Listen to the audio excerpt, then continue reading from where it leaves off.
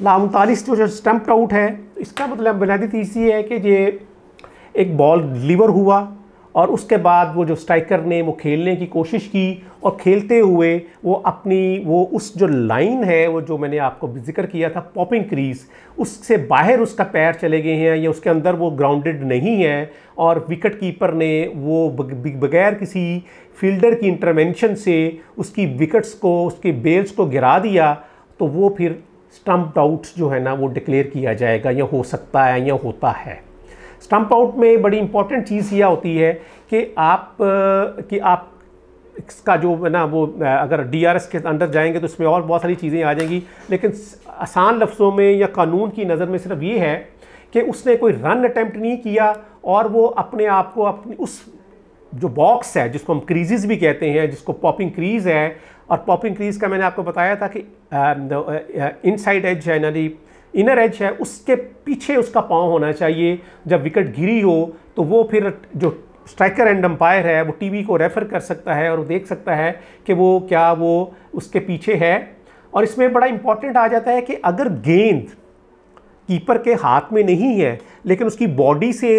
या उसके हेलमेट से लग के भी अगर वो लग गया है विकेटों को, तो फिर भी जो स्ट्राइकर है वो स्टंप आउट हो सकता है। इसमें बड़ा लफ्ज़ इंपॉर्टेंट है, ball rebounding from wicket keepers persons, कि वो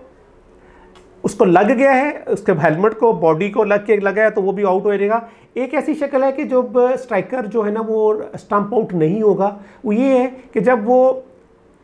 वापस आ गया, पैर लग गया और उसको दोबारा वो उठा है अपने आप को इंजरी से बचाने के लिए, क्योंकि मैंने बार बार ये कहा है कि क्रिकेट के कवानीन में सेफ्टी ऑफ प्लेयर जो ना बड़ी ही अहमियत की हामिल है। उसमें तो मैच बंद भी हो सकता है, मैच को बंद भी कराया जा सकता है, तो ये बड़ा इंपॉर्टेंट हो जाता है। और आखिरी कानून जिसके तहत एक बैट्समैन एक आउट हो सकता है वो टाइम्ड आउट है। ये बड़ा एक लफ्ज़ है कि जिस तरह मैंने एक शुरू में बात की थी किसी एक कानून को जिक्र करते हुए कि एक जो क्रिकेट की जो है वो एक टाइम गेम है, हर चीज़ एक वक्त के अंदर हमने करनी होती है। तो इसलिए ये कह रहा है कि एक बंदा जब एक स्ट्राइकर एक विकेट जब गिरती है या एक बंदा रिटायर होता है तो T20 में जो नया बैट्समैन है उसके लिए लाजमी है कि वो 1.5 मिनट के अंदर अंदर वो विकेट पे पहुंचे, या तो बॉल रिसीव करे या उसका साथी जो बॉल खेले वो उसके लिए तैयार हो। 1.5 मिनट के अंदर अंदर ये होना है। अच्छा, इसमें वो बात अलग हो जाएगी कि वो अगर वो कोई इंजरी हो गई है वो टाइम निकाल दिया जाएगा या अंपायर डिक्लेयर कर दे कि ये एक ऐसा अनफोर्सीन फोर्स मेजोरे हो गया है कि जिसके तहत वो 1.5 मिनट की का जो कंडीशन है पूरी नहीं हो रही, उसको अवॉइड हो सकती है। लेकिन स्ट्राइकर का 1.5 मिनट के अंदर अंदर ग्राउंड में शामिल होना,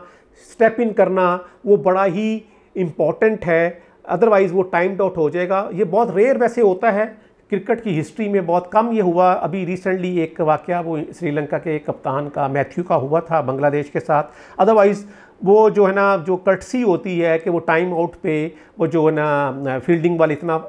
फोकस नहीं करते जी।